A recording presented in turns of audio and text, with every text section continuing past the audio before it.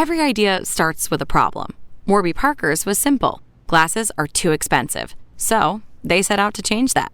By designing glasses in-house and selling directly to customers, they're able to offer prescription eyewear that's expertly crafted and unexpectedly affordable.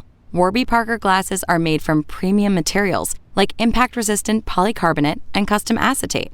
And they start at just $95, including prescription lenses. Get glasses made from the good stuff. Stop by a Warby Parker store near you. Have you ever wondered what a single idea could do for your life?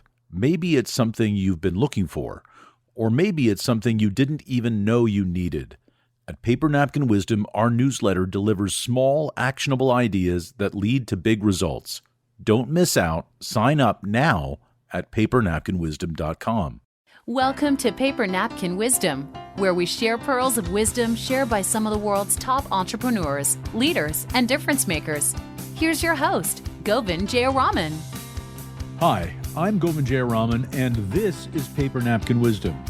Today, we have an extraordinarily special guest for you, Warren Rustand.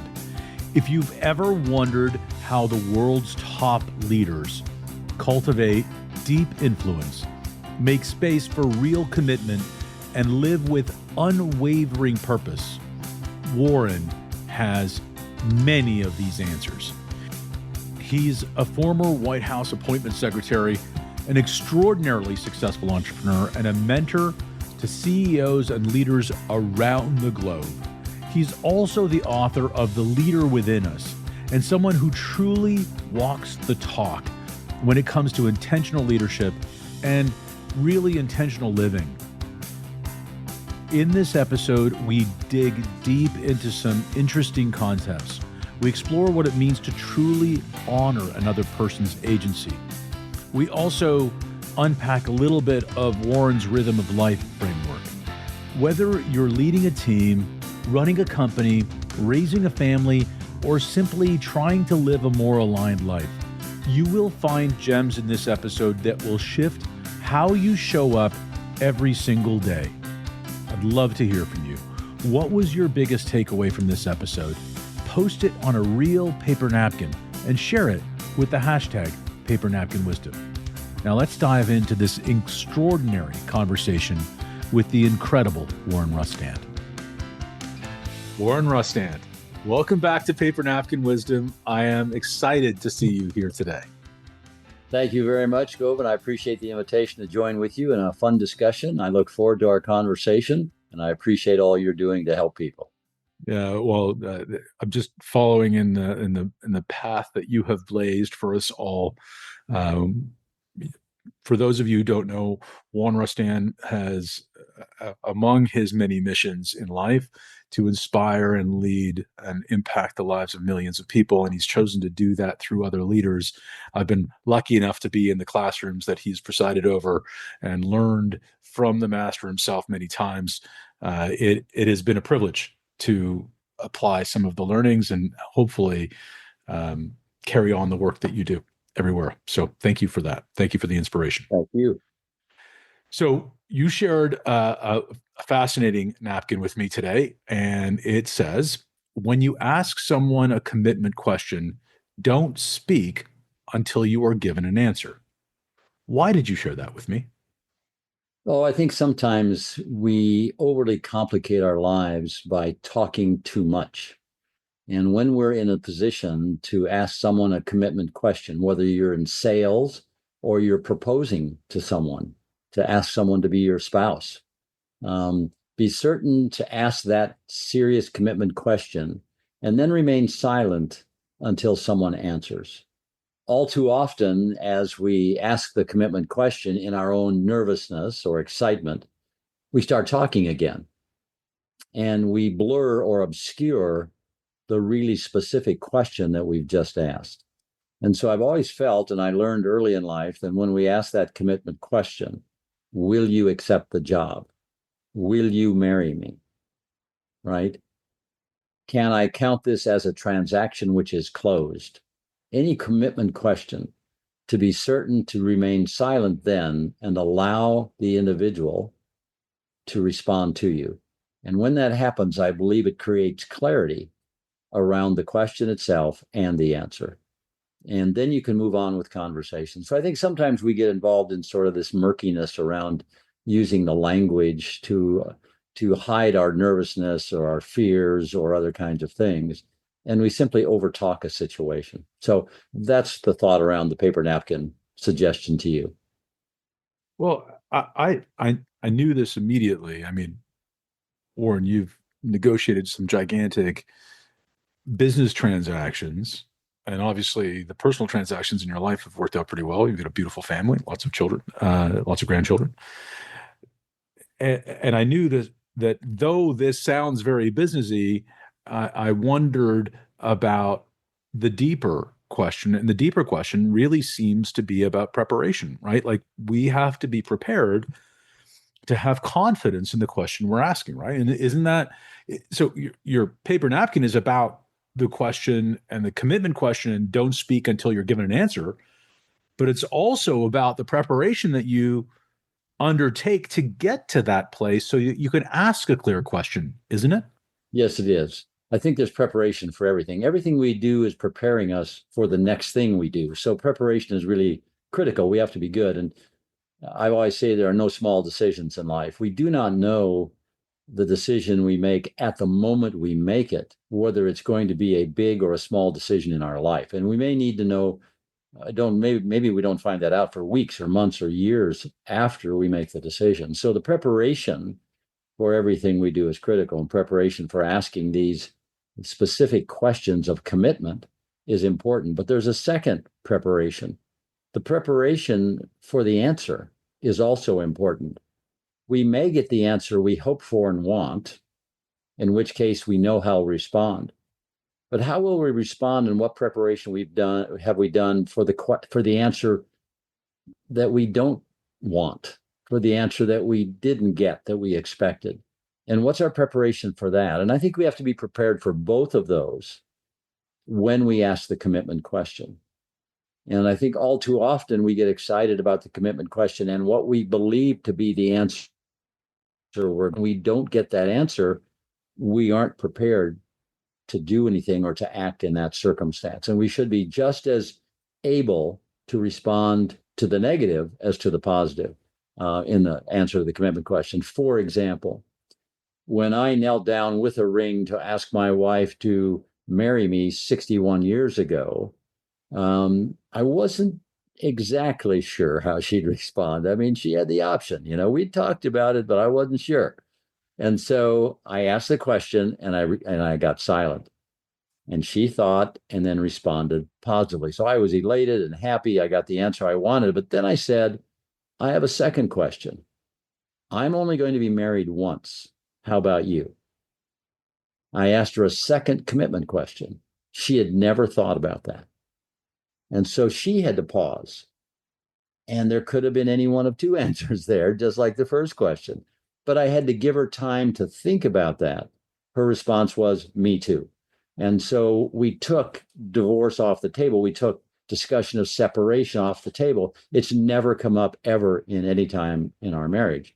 And it's because we made a commitment at that point in time. And the answer that we wanted, that we both wanted, was there. So it's an example of, okay, I got the first answer I wanted, and then I took the risk of a second commitment question. I wasn't exactly sure. She'd say, no, I'm going to try you out for 6 weeks and then I'm moving on, kind of thing, No, no, you never know what might happen. That's right. That's right. I think, okay, so you've given me how it looked for you when you proposed to your wife. That's a great story. But the thing that really I find incredible is you use the words, and you use words carefully. So you said just as able to respond in the other instance as well. So there's the answer, ability to get the answer you want. I think we all think about that. Well, oh, great. I'm going to get this sale. She's going to say yes. We're going to do this thing. And that's a rush to the next thing. You're slowing that part down as well, because there's an ability to respond in that circumstance that shouldn't be that alarming or surprising. And you had a follow-up question in your case. but just as able to respond in the other or the unexpected or undesired outcome. What does that look like? Yeah, it's really interesting because the preparation that I make is for the alternative. I go into those kinds of commitment questions pretty confident of what the answer is going to be because I've done the work, I've done the preparation, I've had that relationship with the client or whatever it might be. But I've been surprised on occasion when someone has given me an answer that I didn't expect. And so if I've thought through the potential answers in the negative, not the positive, but in the negative, then I'm prepared to respond to that. And I had a client once who said, no, I'm not going to do this deal with you because I don't believe your product is good enough to do what we have to have done to make us successful. Well, that would have jarred some people, but I had prepared for that. And I said, I understand completely what you're saying. And therefore, would it be possible for us to do a trial that would demonstrate to you and your people that we would be able to provide sufficiently for the needs that you have? And he responded to that in a positive. He hadn't thought about that. Let's do a trial. Let's put it in place. Let's try it out, if you will, right? Because I was saying our product is so good, it will meet your needs. I know it will, and we're willing to put it on trial. Are you? And he said yes. And so we put it on trial. It did well, and we closed the deal. And it was a large transaction for us at that moment in time. So I think having thought that through, otherwise I would have been sitting there, oh, I didn't expect that. What do I say next? Where do we go from here? Have I just lost the sale in the relationship? And rather than saying, no, I've thought it through, and here's what I'm going to propose, right? Yeah. So had he just said no with no explanation, well, I had an answer for that as well. So I think we want to think through the potential consequences of the commitment questions we ask, both in the positive and the negative, so that we're well prepared to deal with the circumstance. And when we do that, I think we prove to the client that we've done our homework. We understand both circumstances, and maybe we're worthy of doing business with. I think that's really interesting because when you come to the intent if you come to that commitment question with the preparation of having really considered things from someone else's perspective, they can feel that, can't they? I think so. I believe Yeah. so. Yes. Now, and I think this is really powerful because it works in business and in life equally fruitfully. I mean, when you went and proposed, again, it meant that this question was a serious one. I mean, obviously, will you marry me is it's probably the most serious question that anybody asks any other human being. However, the fact that you gave it the weight that it deserves is indicated by your next response, isn't it? Yes, I think so. I think there's an alternative too, Govind, and that is what happens when you get asked the commitment question. Okay, let's talk about that. So we as business leaders oftentimes get asked commitment questions, right? It could be a not-for-profit coming to us and asking us to do something specifically, contribute money, contribute manpower, whatever it might be. It could be another company coming to us and say, would you consider an alliance or a partnership of some kind? It could be any number of things. It could be the sales process could be on the other foot. It could be another company asking us if we would do their whatever. And so likewise, I think we have to give that interaction serious thought before we give an answer. And oftentimes we don't do the preparation necessary. I think when we know that discussion is coming up, we see it as an appointment on our schedule, we need to have prepared for that. So that when we get into that discussion and we're pretty confident they're going to ask us a commitment question, what's my response going to be? No, we can't make a financial contribution. However, we've got two of our people who really want to participate with you and offer time and energy to what you're trying to do to help the underserved, right? So it solves a part of their problem, but not all of their problem. But we've done something in a generous way. So having thought that through, as opposed to saying, well, I don't know what else we could do, or I haven't thought that much about it, and I think it just shows our lack of preparation and concern for the seriousness of the moment. So I think it works both ways. We have to be ready if we're asked a commitment question, and if we ask a commitment question, we have to be prepared in both cases. Yeah. So sometimes we get blindsided though, right? We as business leaders, people are often sort of coming to us with things that may be adjacent to the work that we're doing. It may not be on our schedule or our calendar.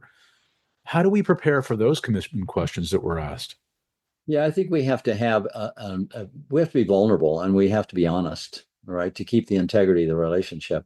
And there are some things we just get surprised by. I've been surprised. I know you have been surprised on occasion, which is, whoa, didn't expect that. So then how do we respond? I'm someone who likes to process things and think about it. And so I'm going to be very honest with them and say, I simply hadn't expected that question. And I don't want to respond to you in a cavalier way. So I can call you back in 1 hour with my thoughts. Or could we schedule some time tomorrow or the next day when we could really embrace this and have a discussion about it? Because I need to really think through what the consequences could be for our organization or for me personally. And so I'm very honest about the fact that I like to think about things. I don't always like to respond automatically and quickly because I found that I can make mistakes that way.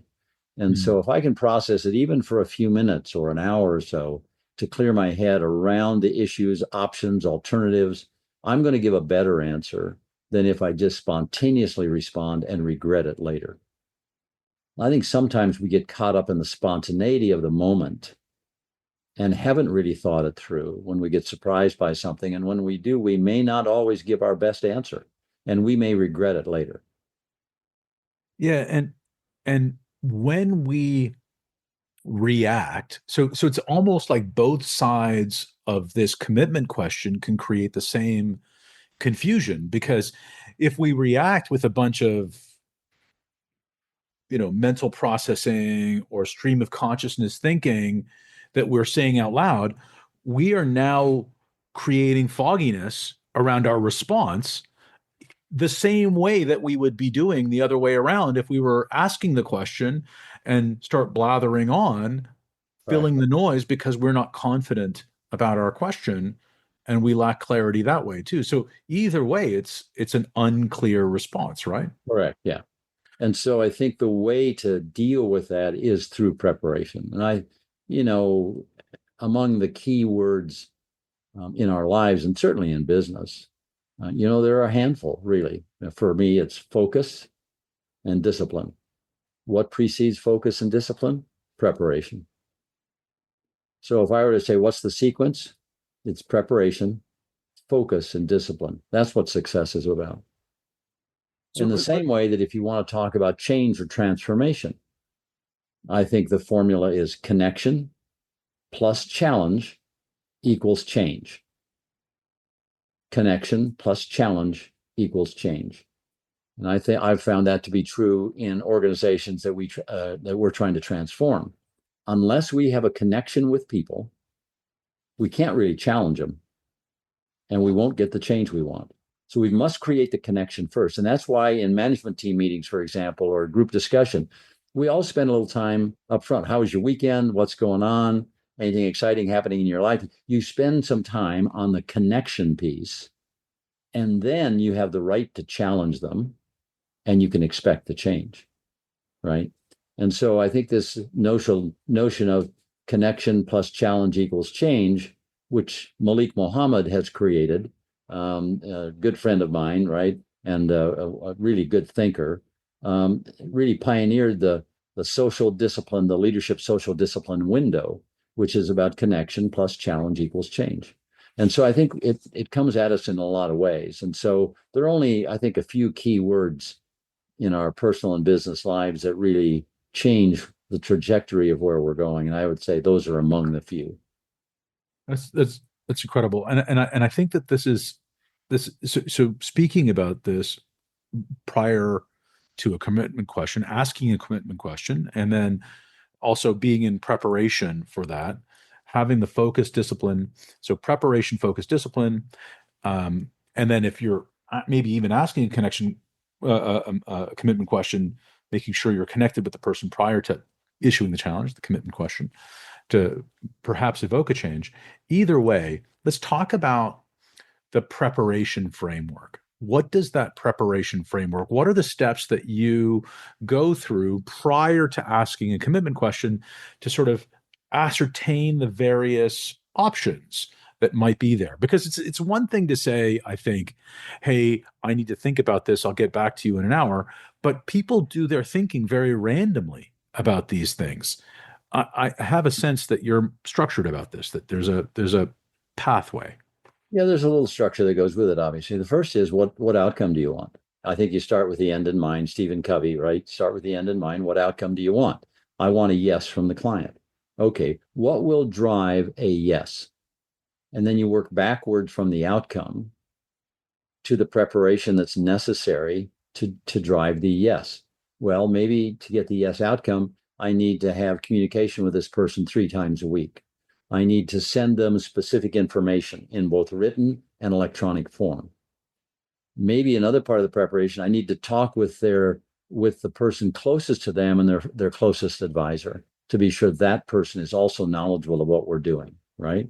So I need to disseminate information as one of the pieces, right? The second piece of the preparation, I think, is what do I know about this person who's going to answer the commitment question? What do I know about them personally? And how can I get to know them better personally? Could we engage in not-for-profit activities together? Could we engage in sports together? Could we do something socially together? What is a part of the process that brings the relationship closer? Therefore, I hope influencing the decision to some degree in a positive way. One, I like this person. I think they're capable. They'd be a great relationship. I want to cultivate that relationship. So how do I do that? How do I cultivate the relationship? So that would be another part of the puzzle, I think, right? And the third part of the puzzle for me is, do I really know and understand what I'm offering them and asking them to respond to? Meaning that if they could ask me any question about the technology, the process, the product, the gift, whatever it is, do I know the answer? Do I know my product or service well enough that I can answer any question? I'd hate to get in the middle of a commitment question and answer and have to say, I'll have to check on that. I'll get back with you, right? Because that delays the answer to the commitment question. So my preparation and knowledge of what it is I'm asking that person to do is really essential. And it's also really important to understand that. And I think that's done through the first 2 steps. And correct me if I'm wrong, but what outcome do you want?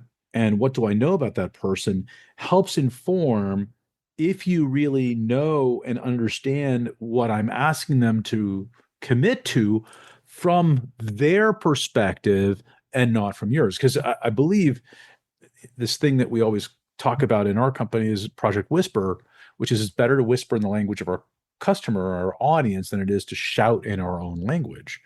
But you have to know what language that is. You have to know what's important to them, right? So that pre-work gets you to that frame, doesn't it? Yeah, it does. And the point you make about language is really important because we know that leaders speak in different languages. The visionary speaks different than the achiever, who speaks different than the facilitator, who speaks different than the analyst. And so we have to be understanding of the language so that the party to whom we're asking the question truly understands what we're asking in language that he is his primary speech pattern. And all too often, I mean, you and I are visionaries to an extent, right? So we dream big, we've got big ideas and so forth. And if the analyst is in that conversation, we're dreaming, and telling him what's going to happen. And the analyst is going to say, great, show me the data. His language is data, information, right? It's not big dreams. It's about hardcore determination around data.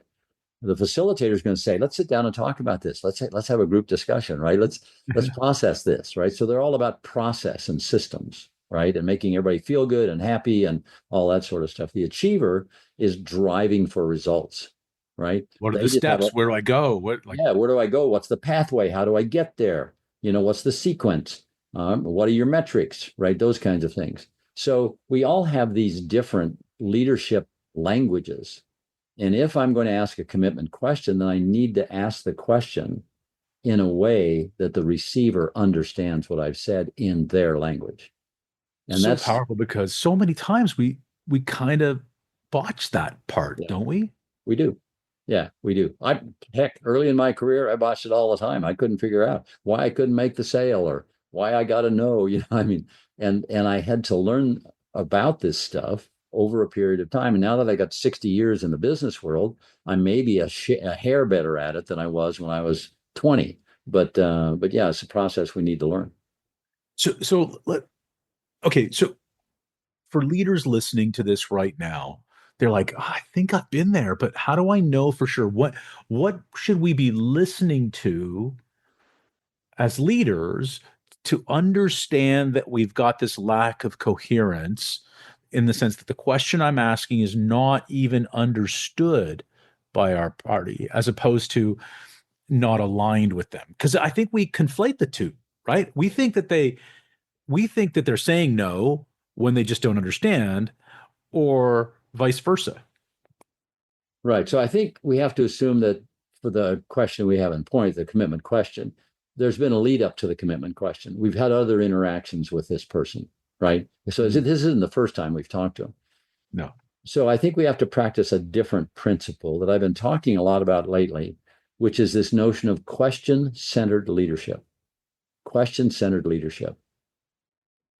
What does that mean? My history means that I've gotten to know top military leaders, politicians, presidents of the United States, captains of industry, and so forth. I've been very fortunate to be able to interact with people. What I've found about great leaders is they ask great questions. They ask the best questions. And so what I have found is that that if we can ask good questions, we learn so much more than if we spend all of our time talking. And most leaders, for good or for bad, spend their time talking, directing people, telling people, do this, do that, report back to me. This is my idea. You know, we're always directed in the way that we talk. If we were to put that aside for a second and simply ask questions, we can lead people to conclusions that they would not otherwise come to, which is beneficial for them because that's a learning process for them. In the process of asking questions, we gain tremendous information, right? So if we're asking really good questions, then we get good information. So if I've had a process with this person that I'm going to ask a commitment question to, where I've interacted with them several times, and I've been really good at asking questions, and if I listen carefully, I will discern the language they're speaking in. Okay.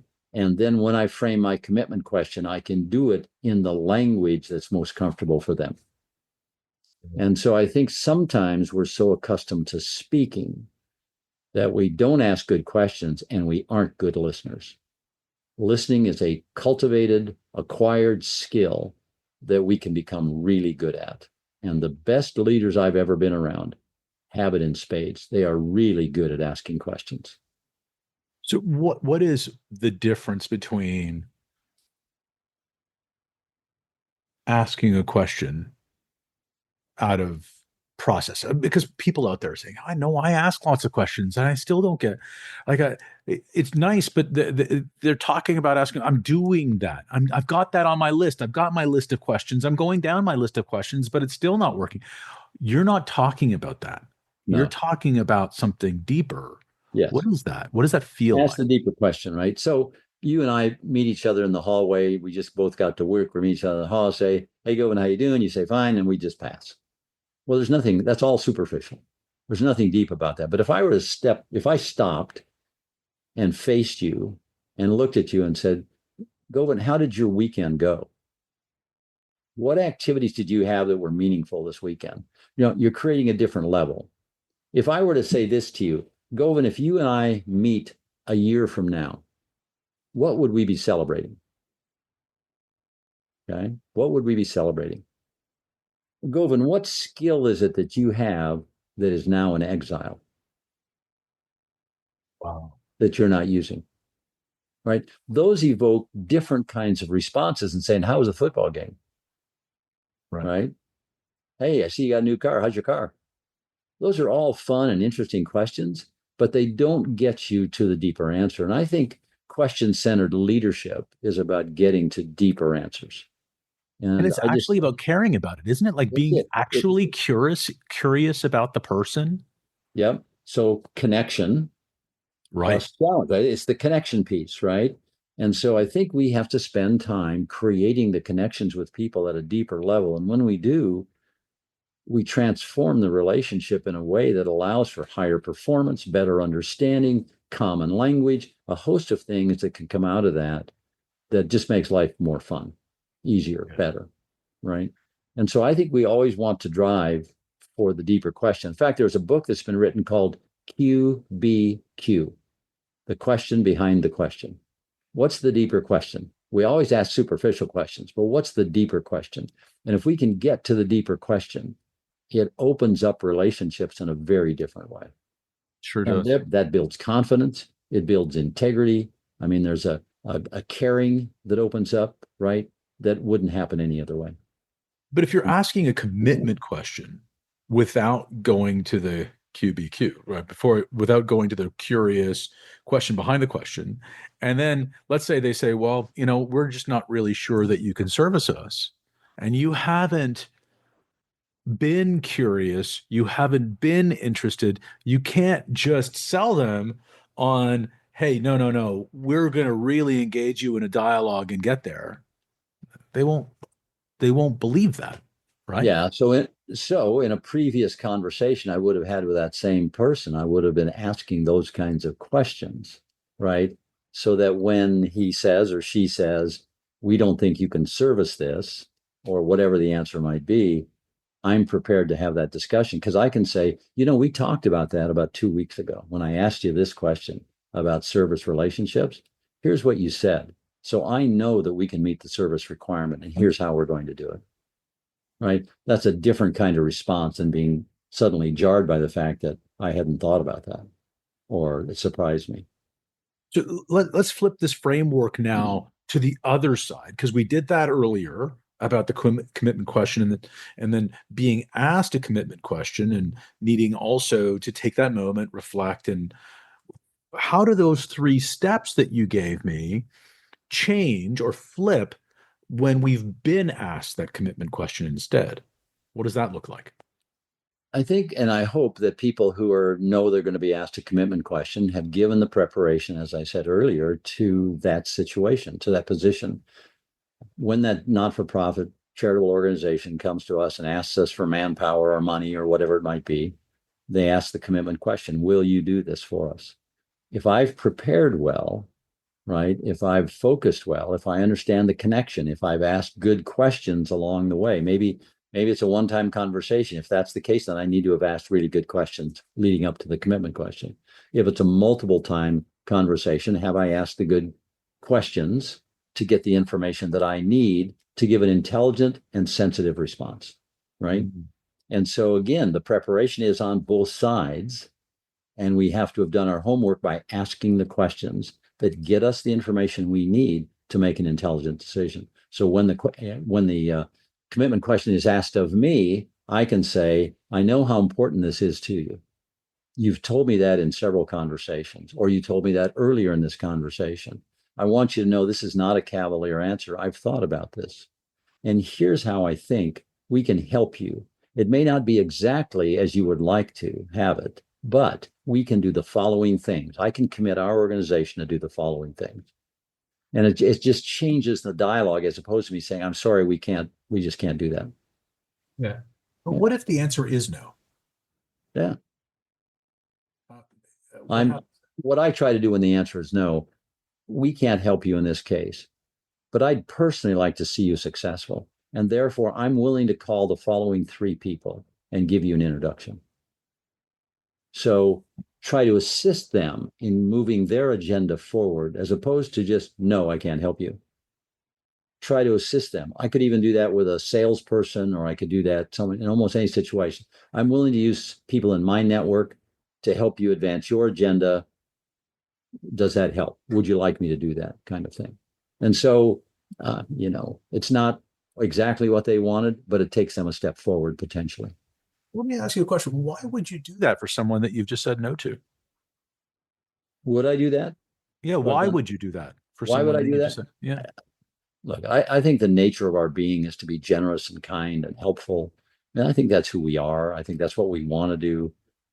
This person is prepared to be in that conversation. It's their job to do this well. It's important to their organization. So for me to be cold or callous in that situation, it's just not fair, and maybe not even honorable. So what could I do in my preparation? What can I do? I'm going to say no, but what can I do to facilitate what they're trying to achieve? How could I help them? And so I'm going to try to do that if possible. Yeah. And, Or I might say, our organization can't do that, but here's my personal contribution, and offer a check as a contribution to the organization. right. Right. Yeah. So it doesn't, again, it's not necessarily just about finance. It's about what you put out in the world, right? And if you Right. if you want to be met with kindness and generosity, um, even in a no, being generous about that doesn't cost you anything, does it? Right. That's right. I mean, you and I both, it seems simple, but the bottom line is just be kind, right? Right. Just be kind and thoughtful. And that person's going to walk out of our office and they're going to have conversations with others about the meeting with us. What are they going to say? No, they weren't going to help us, but he was so kind and generous to offer me introductions to other people.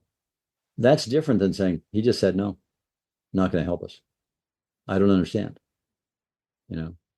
And And and so I think this being kind, brave, kind, and smart, three great words, right? Brave, kind, and smart are really important. And the kindness just pays off. I think it pays off for years ago.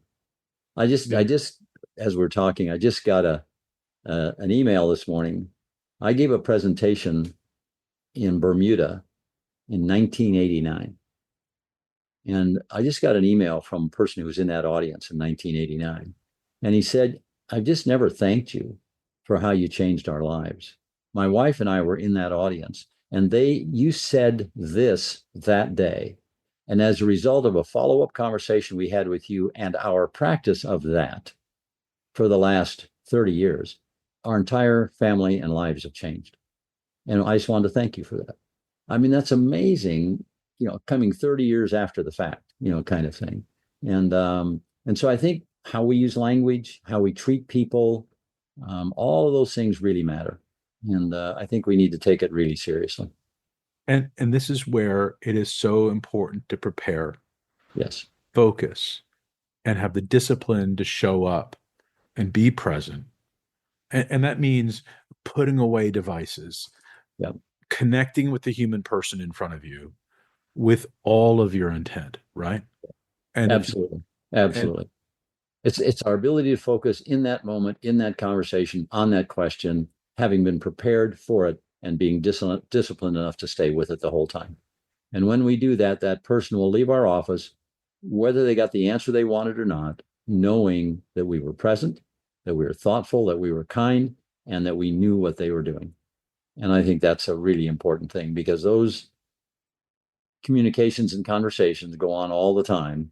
Some are good and some are bad. And I think we need to make them good. I think that's our role as a leader. I think that's our obligation as a leader. and People we should leave can our make them office good. feeling good about us. Yeah, we can make every interaction with us good Absolutely. when we bring preparation, focus, and discipline, because then we can be kind because we're present. I mean, I think it's like you said, it's in our human nature to be generous. I don't know if you can see this, or I'm going to turn around, but on the back of my, Yeah, I see it. I see it says kindness is greater than. So Yeah. all the paper napkin wisdom gear has that symbol on the back as a I like reminder, that. That's great. right? Yeah. And it also holds us accountable that, Yeah. when I'm wearing Yeah. this, I better be kind because it says That's so right. on the shirt, right? Yeah, that's true. That's true. So I Uh, just think there are simple things that we can do to make life better for everyone. And I was asked recently, what are we trying to do in this world? And I mm, said, we're just trying to help each other get back home. And yeah, and I think that's what we're just trying to help each other get back home. However we define home, we're right. just trying to help each other get back home. It's all about just helping people on the journey and being kind in the process, and then people will treat us with kindness and help us on our journey. And I think that's really important for us. Yeah, I think it is. We've been ending recent Paper Napkin Wisdom episodes with this idea of what you appreciate appreciates. And there's been so much here that I appreciate about you, Warren. I know that I would not be here doing this work if it were not for your mentorship and guidance. And I thank you for that. So I get to give you that shout out. But who would you like to shout out today? Well, my shout out is for you because of what you're doing and because of how, in small ways and large ways, you have a chance to change the world by bringing knowledge, inspiration, other people to a conversation which influences others. So my shout out is for you, Govind, and the good work that you're doing and the success that you're having. And I hope your audience continues to grow and expand in ways that you can't imagine, which will allow you to touch the lives of millions of people. And I think that's really important work. So thank you for including me. Thank you for the great work that you're doing. Thank you, Warren. I'm humbled. What an incredible conversation with Warren Rustand.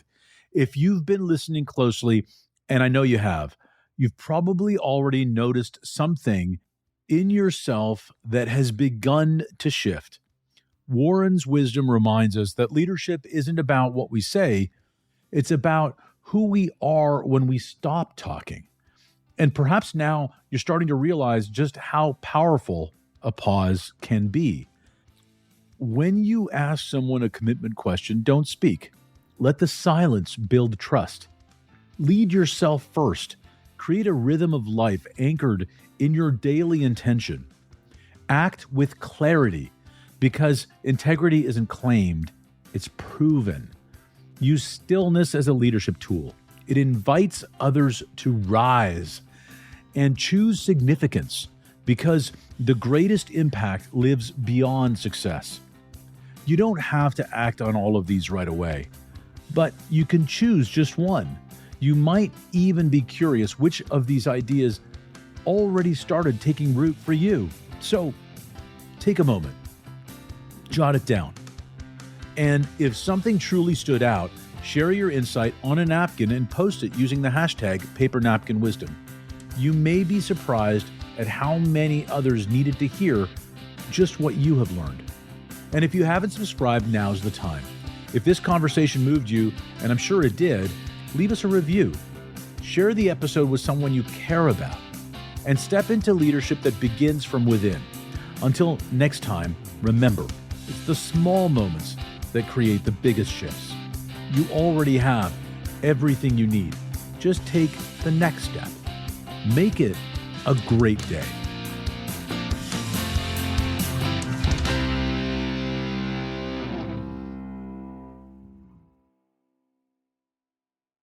You just realized your business needed to hire someone yesterday. How can you find amazing candidates fast? Easy. Just use Indeed.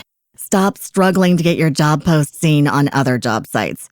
With Indeed sponsored jobs, your post jumps to the top of the page for your relevant candidates, so you can reach the people you want faster. According to Indeed data, sponsored jobs posted directly on Indeed have 45% more applications than non-sponsored jobs. Don't wait any longer. Speed up your hiring right now with Indeed. And listeners of this show will get a $75 sponsored job credit to get your jobs more visibility at Indeed.com/PODKATZ13. Just go to Indeed.com/PODKATZ13 right now and support our show by saying you heard about Indeed on this podcast. Terms and conditions apply. Hiring? Indeed is all you need. All you homeowners have unique needs. Some feel the need to leave up holiday decorations year-round. Others have the need to use their garage as practice space for their new metal band. And because each homeowner has unique needs, Geico helps you get the right coverage for your home and what's in it. That way, you get exactly what's right for you, even if your needs are unique. Get more with Geico.